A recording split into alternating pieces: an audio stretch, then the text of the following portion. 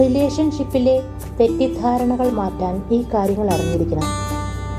എല്ലാ വഴക്കുകളും വഷളാകുന്നത് എപ്പോഴും തെറ്റിദ്ധാരണകൾ അതിരുകടക്കുമ്പോഴാണ്. പ്രശ്നങ്ങളും തെറ്റിദ്ധാരണകളും പറഞ്ഞു തീർക്കാൻ ശ്രമിക്കുക. എല്ലാ ബന്ധങ്ങളിലും അടുപ്പവും സ്നേഹവും വരാൻ ദീർഘകാലമെടുക്കുമെന്നത് യാഥാർത്ഥ്യമാണ്. ഒരാളുടെ ചിന്തകളും വികാരങ്ങളും മറ്റൊരാൾ മനസ്സിലാക്കുമ്പോഴാണ് ആ ബന്ധം ആരോഗ്യകരവും സന്തോഷകരവുമായി മുന്നോട്ട് പോകുന്നത്.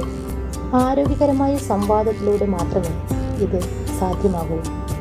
ചിലർ കഠിനമായി ശ്രമിച്ചിട്ടും പങ്കാളി എന്താണ് പറയാൻ ആഗ്രഹിക്കുന്നതെന്ന് മനസ്സിലാക്കാൻ കഴിയാതെ പോകാറുണ്ട്.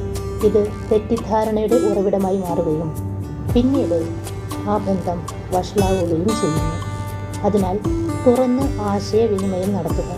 പങ്കാളിയുമായുള്ള സംഭാഷണത്തിനിടയിൽ പങ്കാളി പറഞ്ഞത് നിങ്ങൾക്ക് ഇഷ്ടപ്പെട്ടില്ലെങ്കിൽ അല്ലെങ്കിൽ മനസ്സിലായില്ലെങ്കിൽ അവരെ അവിടെ നിർത്തി അവർ എന്താണ് പറയുന്നതെന്ന് കൃത്യമായി വ്യക്തമാക്കുവാൻ അവരോട് ആവശ്യപ്പെടുക. സംസാരിക്കുന്നതിന് മുൻപ് ആരും ഒരു നിഗമനത്തിലെത്തരുത്.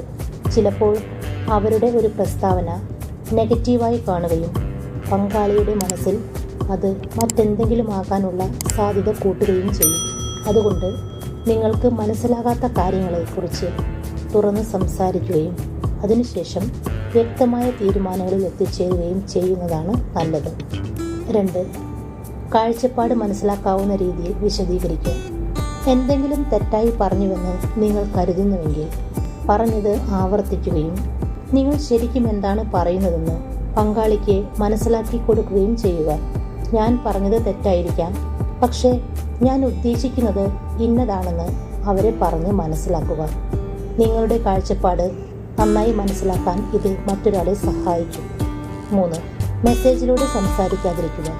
പുതിയ തലമുറയുടെ പുതിയ രീതിയാണ് മെസ്സേജിലൂടെ സംസാരിക്കുന്നത്.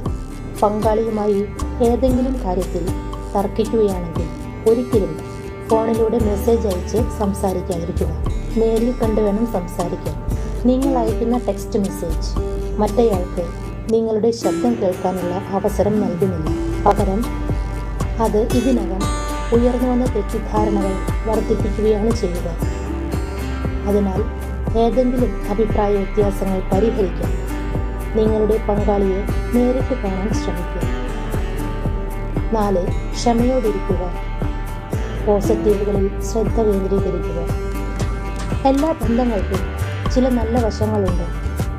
നിങ്ങൾ രണ്ടുപേരും തമ്മിൽ തെറ്റിദ്ധാരണകൾ വളരുന്നതായി നിങ്ങൾക്ക് തോന്നുന്നുവെങ്കിൽ അത് വളരാൻ അനുവദിക്കാതിരിക്കാനും ബന്ധത്തിൻ്റെ നല്ല വശങ്ങൾ നോക്കിക്കാണാൻ ക്ഷമയോടെ ശ്രമിക്കുക.